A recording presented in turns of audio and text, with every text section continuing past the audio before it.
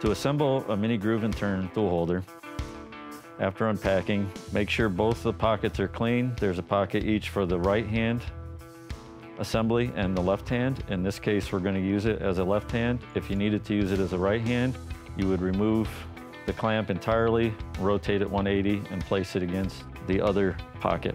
Our insert has a D shape with an arc and a flat.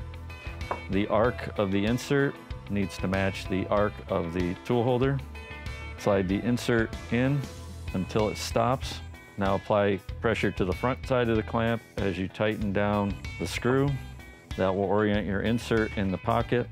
Now your insert is seated against the face of the tool holder, and the clamp is holding the insert to keep it from rotating.